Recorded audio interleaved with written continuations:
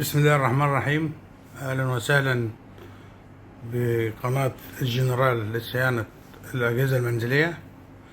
معانا طبعا نشافة وايربول 8 كيلو اهوت. هنشغل دلوقتي ونشوف النشافة واحنا جايين نشغلها اهوت كده. احنا قافلينها، هنشوف الرمز اللي هي هتطلعه ايه معانا. طبعا النشافة دلوقتي شغالة اهيت، وبندوس هنا الستارت. هنشوف هتدينا ايه العطل اللي هتديهولنا هنا على الشاشة. تمام، هي كده في اثناء التشغيل كده النشافة شغالة معايا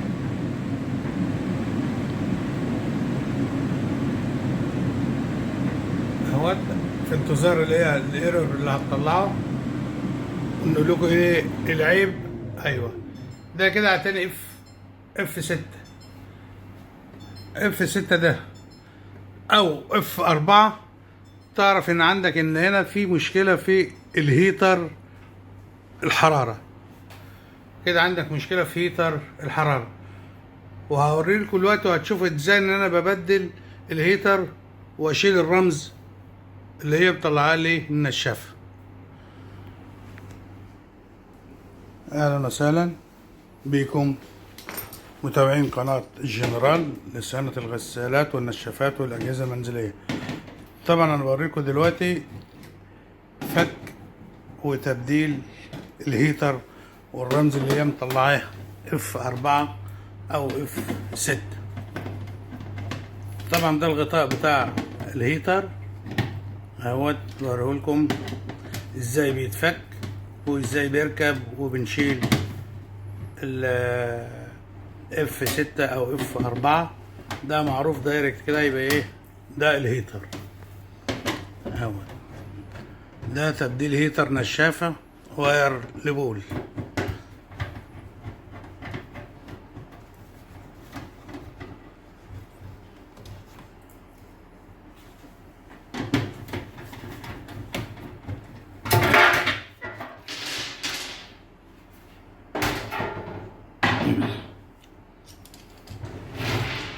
ده طبعا الجاك اهوت اللي هو بيتفك، ده اللي هو جاك الكهرباء بتاع الهيتر.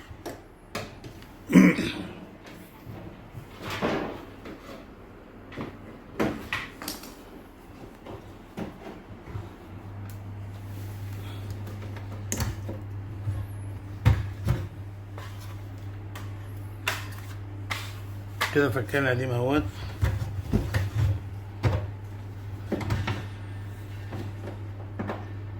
وكده بيركب الجاك.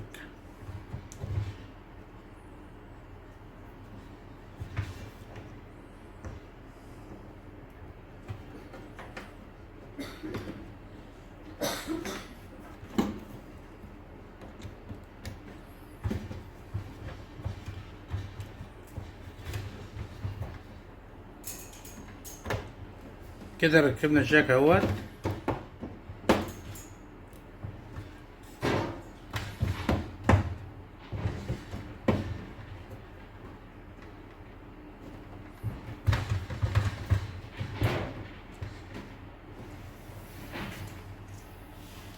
ركب فيش الكهرباء الاول يا استاذ محمد. هيركب بلوك الكهرباء اهوت، وهنيجي هنا علشان نشغل النشافة. هتشوف هتدينا رمز اللي هي طلعته ولا لا.